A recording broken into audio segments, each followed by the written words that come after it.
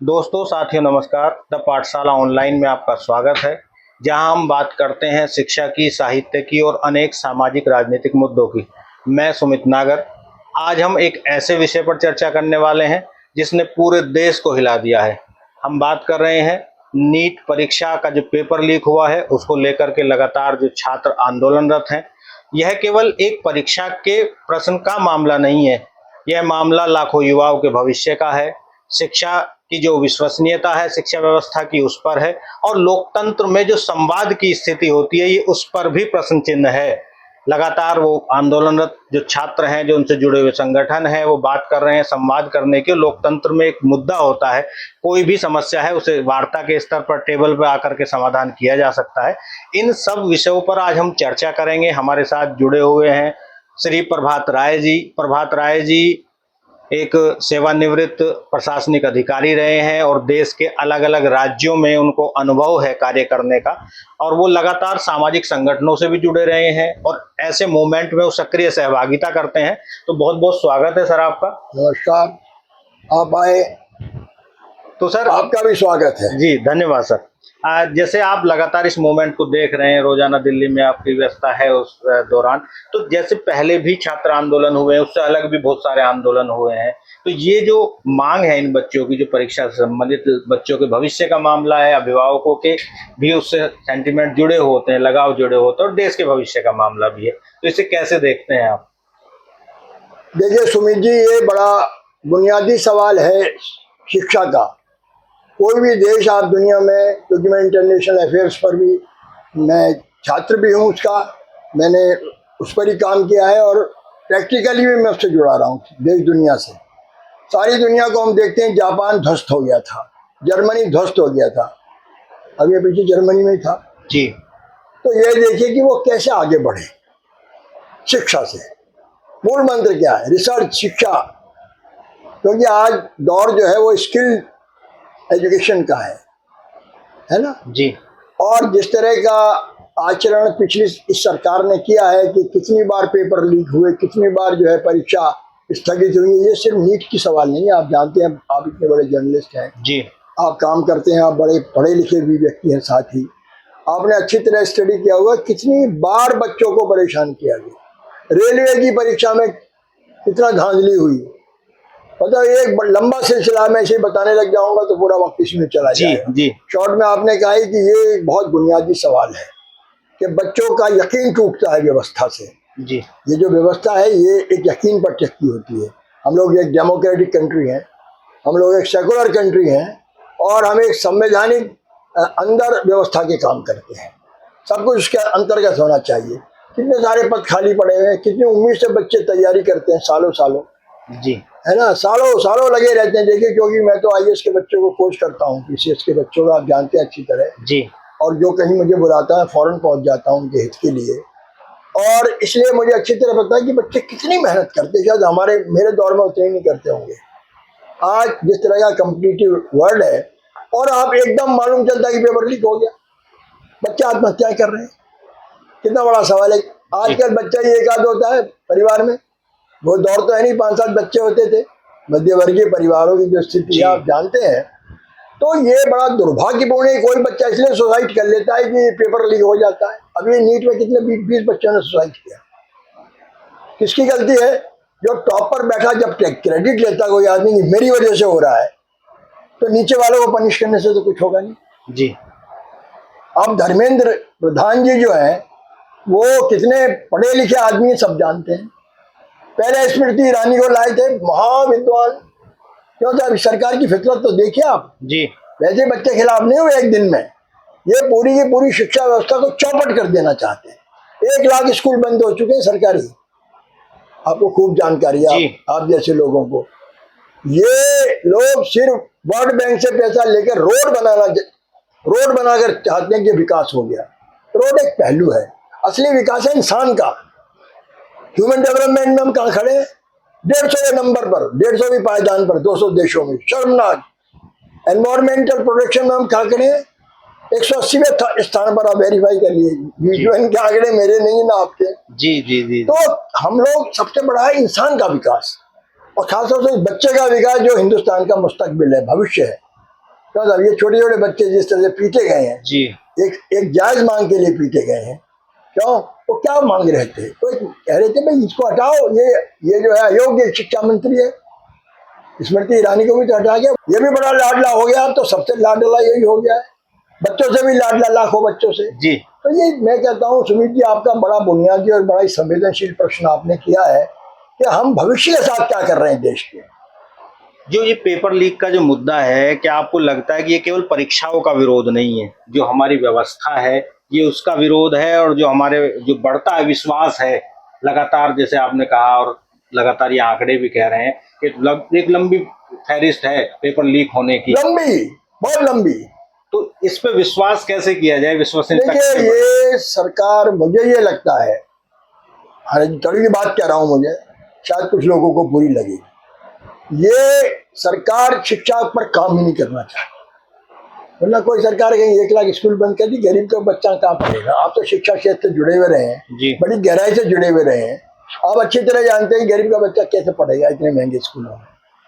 आज आप किसी प्राइवेट स्कूल की फीस देख लीजिए, एक ऑर्डिनरी मिडिल क्लास का आदमी अफोर्ड नहीं कर सकता, जी। अपर मिडिल क्लास का कर सकता है। जी जी, क्यों साहब? बिल्कुल एक बिल्कुल। गरीब का बच्चा पढ़ेगा कहाँ? और मैंने कहा ना, जर्मनी और जापान जहाँ जैसे आगे बढ़े, हमने देखा साक्षात उनको, वो इसलिए बढ़े कि हर बच्चा पढ़ता है, हर बच्चा, और जो चाहे सरकार जो है फ्री पढ़ाती है। सारा यूरोप में हम लोग घूमे कितनी बार, हर यूरोप का बच्चा स्कूल जाता है, फ्री एजुकेशन। जिस अमेरिका को हम कहते हैं बड़ा पूंजीवादी देश है, साम्राज्यवादी देश है, प्राइमरी से लेकर और इंटरमीडिएट तक की शिक्षा फ्री है। एक हमारा देश है प्राइमरी नहीं है, जी। प्राइमरी का बच्चा बिठा दिया जहाँ शुरुआत होती है, वो इतनी महंगी हो गई है। माफ करना, जब सरकारी स्कूल नहीं है तो प्राइवेट वाले कोई भी स्कूल चलाएं। जी। तो बड़ा बुनियादी और बड़ा संवेदनशील प्रश्न है कि अगर देश को बनाना है सचमुच, तो देश को शिक्षित बनाना पड़ेगा, संस्कारित बनाना पड़ेगा। शिक्षा संस्कार भी तो देती है, इंसान बनाती है हमें। लेकिन हम तो चाहते हैं भाई हिंदू मुसलमान में ये मामला सारा निमट ले, हम ताकत में बने रहे। वो हमारा फोकस ही नहीं है सरकार का। एजेंडे में होती है ना कुछ प्रायोरिटी, कुछ सेकेंडरी। हमारी सरकार का एक ही प्राइमरी एजेंडा है कि फूट डालो और राज करो काले अंग्रेजों की तरह। भगत सिंह ने ठीक कहा। जी। ये लोग सिर्फ चाहते हैं कि हिंदू मुस्लिम फॉर्मूले से इनके 12 साल तो खिंच गए, पूरे खिंच गए। पिछली बार तो भट्टा ही बैठ गया 240। जी। वो तो नायडू ने और इन्होंने बचा लिया, इन्होंने अपनी देखी कितनी लोकप्रियता इनकी। जी जी जी। तो इसलिए ये सरकार तो ध्वस्त होगी। ये ऐसा इंकलाब है। हम तो फिर 74 के आंदोलन में मैंने स्वयं हिस्सा लिया, जेबीयू मूवमेंट में। वो करप्शन पर था। इंदिरा गांधी हार गई बुरी तरह बच्चों से ही हारे लोग। जी। आप याद कीजिए, बड़ा पीछे ले जाना चाहता हूँ आपको। हम तो पढ़ते थे बीए में, सतपाल मलिक हमारे लीडर होते थे उस दौर में। जी। जनरल दिगाल का तख्ता उलट गया था लड़कों ने। सतपाल मलिक मुझे लाके खिताब दिए, देखो डेनियल कोल्ट बैंडिट जो वहाँ का लीडर है, उसने दगाल जैसे जनरल का तख्ता उलट दिया। भूल गए ये सब।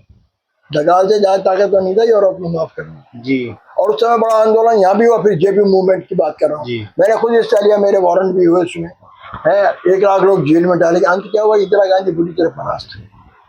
तो बच्चे अगर बगावत पे आ जाए, 12 बच्चों से भी कई बार दगा होता है। जी।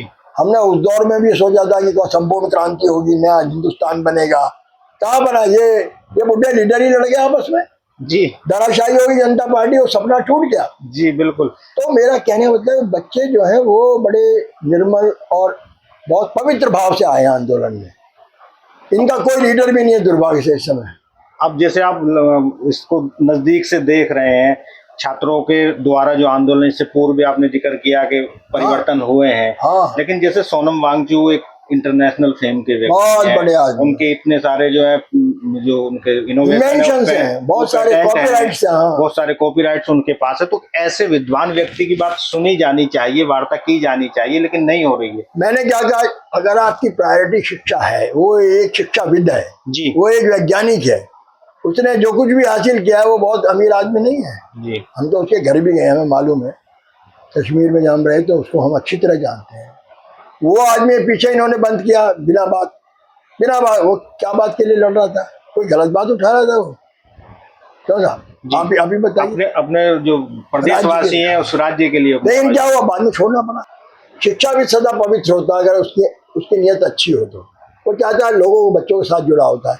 ये आदमी आया, अरे इससे बात करते, कोई मिनिस्टर आता, कहता साहब बताइए आप हम क्या सुधार कर सकते हैं, आप बताइए। सरकार का कोई भी प्रतिनिधि आता, बात करता उनसे। We are democratic country, we are democratic country. Democracy always run by dialogue, dialogue outside and dialogue inside the parliament. संवाद ही मूल मंत्र है जी। अभिव्यक्ति की स्वतंत्रता और संवाद, ये दो बेसिक पिलर्स हैं डेमोक्रेसी के। जी जी जी। लेकिन हम ना बाहर संवाद करना चाहते हैं, कोई कोई संवाद करता है कहते हैं देशद्रोही है, पाकिस्तानी है, इफ यू डिसएग्री। लेकिन पूरी डेमोक्रेसी डिसएग्रीमेंट पर खड़ी होती है जी। आप उससे असहमत है, लेकिन मैं आपके असहमति का आदर करूंगा, उसकी रक्षा करूंगा, क्योंकि मंथन से ही अमृत निकलता है, चिंतन और मंथन से।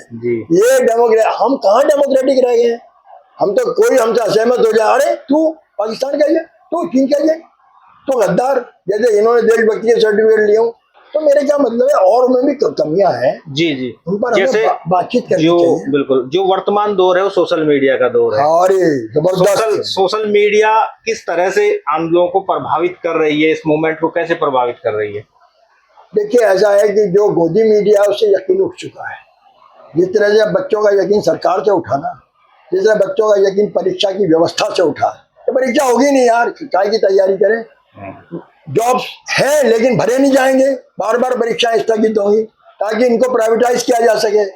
ये सरकारी जो संस्थानें फेल हो जाएं because of lack of the employment, और फिर जब फेल हो जाएंगे, घाटे में जाएंगे, तो इनको बेच दिया जाए, यही तो एजेंडा है। ये क्यों हो रहा है, इसकी जड़ में जाइए। हम तो हुकूमत में रहे इतने दिनों तक, हमने नौ रत्नों को बनते देखा है, देश में चलाते देखा है। नौ रत्न उद्योगों को कहाँ गए वो? नौ रत्न कंपनियां, रेलवे को बेचने की साजिश है, हर चीज प्राइवेट सेक्टर में डाले, क्योंकि जब लोग नहीं होंगे वहां तो घाटा हो गया। क्या करें भाई, गवर्नमेंट कैसे उठाए घाटा? भाई सेठ जी को दे दो, अडानी जी बैठे तो हैं, सबके बाप बने हुए, सबको जाके ठेके दिलाते तो हैं। अभी अमेरिका पकड़े तो जाते, इसीलिए तो दबाव है ये आदमी अमेरिका से, ये घुटने टेक रहा है। ये ट्रेड एग्रीमेंट, अभी देखिए किसान आने वाले हैं जी, किसानों का यकीन तोड़ा इन्होंने, क्या वादे किए थे किसानों से, क्यों था? तो ये बड़ा, मेरा मतलब ये ऐसे प्रश्न हैं बुनियादी जी जी, इन पर बातचीत होनी चाहिए, जो सत्य है वो सामने आना चाहिए।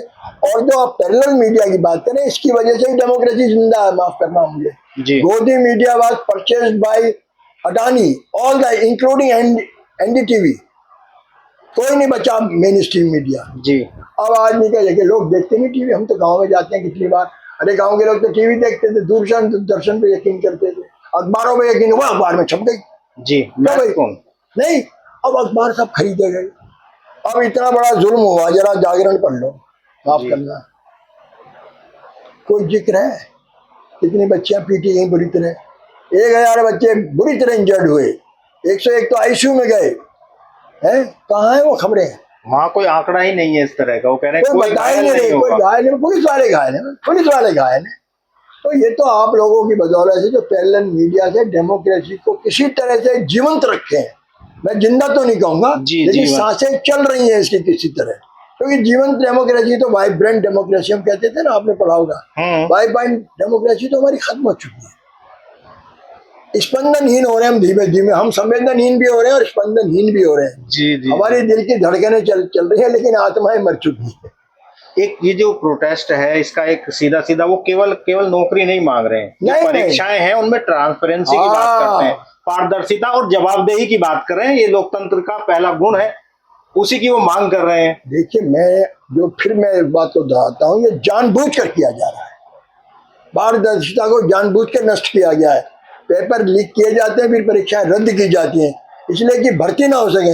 अब जब भर्ती हो जाती है तो उनका अपॉइंटमेंट लेटर नहीं दिया जाता। मैं अभी ये बताने लगूंगा तो आधा घंटा आपका ले लूंगा इस काम में, मुझे एक एक बात पता है इस बात की, हर डिपार्टमेंट की मैं आपको बता सकता हूँ।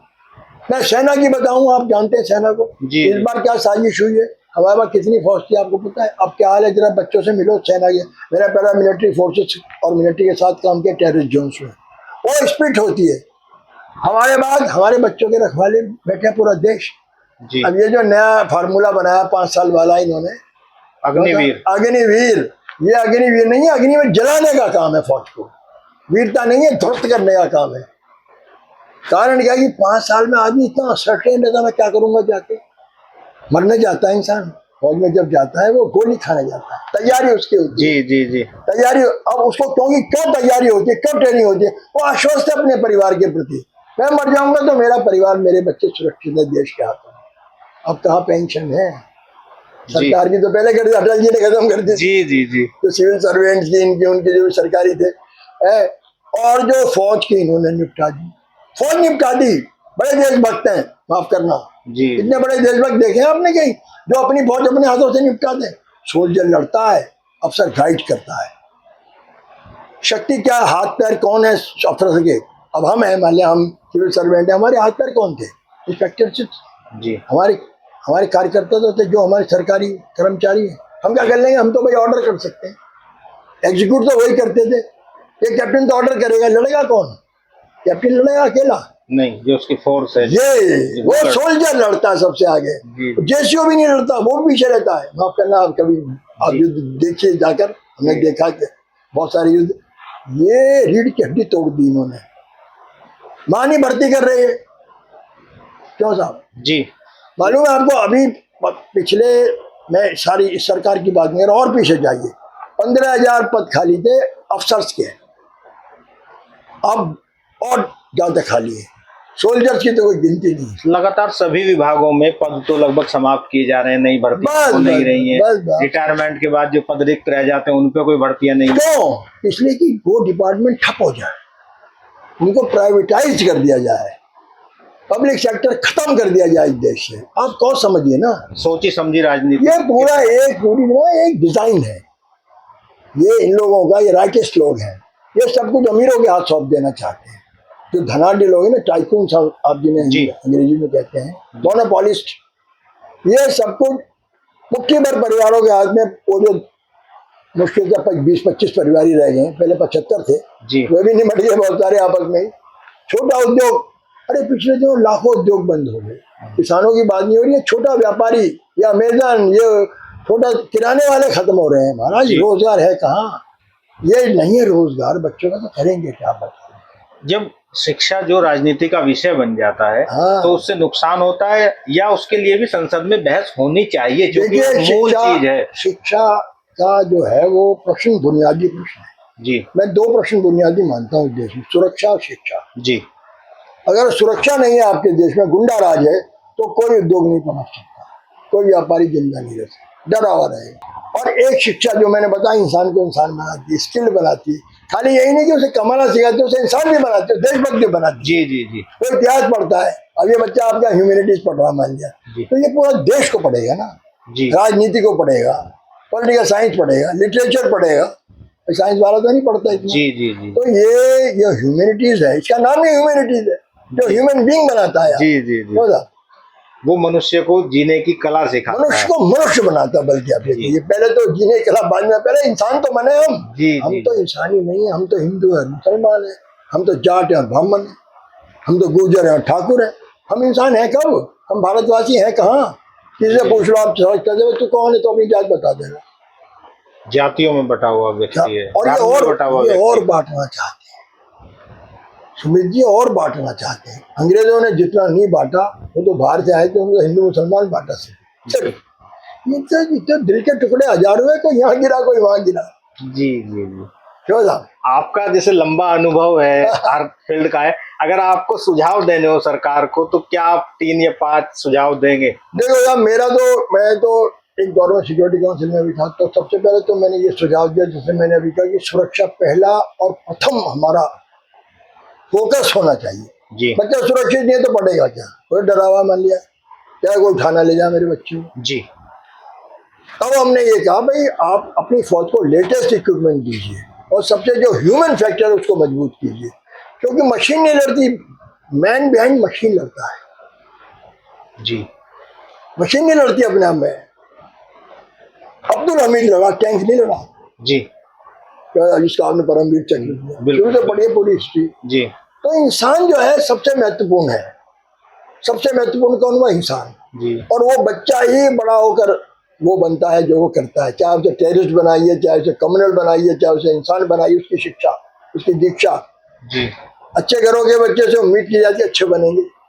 तो साहब जी यहाँ तो हम चाहते हैं भाई डाकुओं के बच्चे भी अच्छे बने। हम तो मैं तो डेकोइट जोन में भी रहा ग्वालियर में, उनके बच्चों को चाहते हैं डेकोइट्स ना बने भाई, जी उनको निकाल के सरेंडर कराए हमने, मार थोड़ा दिया सबको। जी जी तो ये बुनियादी बात है, इस पर मंथन चिंतन।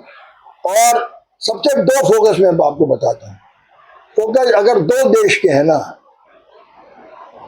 तो समझिए कि इंसान को डिग्री, अब 80 लोगों को आप राशन दे रहे हैं, आपने तो उनका वो खत्म कर दिया आत्मसम्मान। जी आप उन्हें रोजगार दीजिए ना, इतने पैसे दे रहे हैं आप रोजगार क्रिएट कीजिए, वो खुद कमाए खाएं। भिखारी क्यों बना रहे हैं आप उन्हें? जी क्यों बना रहे हैं आप भिखारी उन्हें? तो ये जो पूरी की पूरी जो नीतियां हैं ये बड़ी विनाशकारी है, मैं कहता हूँ कई बार। और देखिए सवाल ये है कि लोग अंधे हैं, जो चिंतनशील लोग भी मिलते हैं मुझे, अरे साहब झूठा डर एक है, मुसलमानों का खौफ एक पैदा कर दिया। अरे हमारा कंपटीशन पाकिस्तान से 4 बार ठोक चुके हैं हमसे, कितने युद्धों में। अरे हमारा कंपटीशन चीन से है, हमारी पॉपुलेशन चीन के बराबर। जी तो वो कहाँ नंबर 2 पहुंच गया, मैंने अभी बताया, अगला हम 150वें नंबर पर। शर्मनाक स्थिति है। वो अफीम छोड़ चुका, हमारे बच्चे ड्रग में डूब रहे हैं, पंजाब के और हरियाणा तक आ लिया, मेरठ में बता दूंगा आपको। जी जी कितना बड़ा खतरा सर पर है, ये सुरक्षा के लिए खतरा है। ये ड्रग जो है या इसका ये जननी है टेररिज्म की। जी अगर ड्रग बढ़ेगा तो टेररिज्म बढ़ेगा, ये एक बड़ा जुड़े हुए हैं। जी जी। तो सुरक्षा की अब खतरे में है, शिक्षा खतरे में, सब कुछ खतरे में। अंत में एक क्वेश्चन ये कि जो लाखों लोग लगातार इससे प्रभावित हुए हैं, वो निराश हैं, हताश हैं, मायूस हैं, उनके लिए क्या संदेश देना? देखिए वो धैर्य से काम लें, हिंसा के लिए लोकतंत्र में कोई स्थान नहीं है। और ये जो हिंसा की मैं तो चश्मदीद गवाह हूँ, it was proposed by the government. Boys and girls ने it did not initiated violence. ये सब डिजाइन था कि हिंसा हो। और बच्चों ने कब हिंसा की? जब 3 बैरिकेड तोड़कर कम से कम सैकड़ों बच्चों को मारा गया, उसके बाद पार्लियामेंट स्ट्रीट पर जाकर हिंसा हुई। पूरा स्टडी कर लीजिए आप, आपके सामने सब कुछ है। जी जी जी। तो इसलिए मेरा तो पैगाम बार बार यही है, जो जेपी ने हमें दिया, हमने जेपी से सीखा कि हिंदुस्तान के करोड़ों लोग उठ खड़े हो तो अहिंसा से ही देश को बदला जा सकता है। जी क्योंकि हिंसा में तो हमारे ही लोग उधर हैं, हमारे ही लोग इधर हैं। भाई फौज में भी हमारे लोग हैं, पुलिस में भी हमारे लोग हैं, वो हमारे बच्चे हैं किसानों के। जी जी है, फौज में कौन जा रहा मरने? सब किसान के बच्चे हैं। और हम भी किसानों के बच्चे हैं इधर भी। जी तो किसानों को लड़वाओगे आपस में? जी इसलिए हिंसा को तो कोई स्थान होना ही नहीं चाहिए। लेकिन हिंसा का थोपते सरकारें, they are imposed on the boys and girls. इस तरह मारा गया उन्हें, मतलब आप देख नहीं सकते थे। जी मैं तो नहीं देख सका, आप नौजवान शायद देख पाते, मेरी तो उम्र ज्यादा हो रही है, मैं ज्यादा भावुक। मैं वो बच्चों को जिस तरह कुछ, मैं वो कितने फोटो आपको मैं दिखा सकता हूँ जो मैंने लिए। जी कितने एक छाती में बैठा हुआ एक पुलिस का इंस्पेक्टर, जिसके 3 स्थान लड़की की छाती में बैठा हुआ है। हमने ललकारा उसे जाके, हटा वो हटा। और कितना जुल्म हुआ है लड़कियों के साथ, जिन्हें हम बेटी पढ़ाओ बेटी बचाओ, ये हो रहा है बेटी पढ़ाओ बेटी बचाओ। ये सिर्फ नकली और ढोंगी और पाखंडी सरकार है। हम तो सरकार के लोग रहे हैं, जी अंदर ही रहे, अंदर के चरित्र को हमने देखा है। तुम भी जाओ अपने बच्चों को भेजो फौज में, अपने बच्चे तो हवा में पढ़ रहे हैं। इन सब के मैं एक का नाम बता दूं, सब जो बड़े उद्योगपति हैं, जो बड़े अफसर हैं या नेता हैं, उन सबके बच्चे विदेश में पढ़ते हैं। और हमारे बच्चे यहाँ, और वो भी असुरक्षित। यहाँ विश्वविद्यालय बंद किए जा रहे हैं, प्राइवेट की तरफ बढ़ रहे हैं। अब बहुत बहुत धन्यवाद सर, आपने जो एक अनुभव का एक लंबा पिटारा खोल दिया और आपने अंदर की बात भी बताई, और जो ये आंदोलन है इसको भी आपने नजदीक से देखा। तो दोस्तों साथियों, अगर ये पॉडकास्ट आपको पसंद आया हो तो इसे लाइक करें, शेयर करें। आगे फिर एक नई जानकारी के साथ, नए विषय के साथ आपसे जुड़ते हैं। तब तक के लिए दीजिएगा इजाजत। जय हिंद, जय भारत।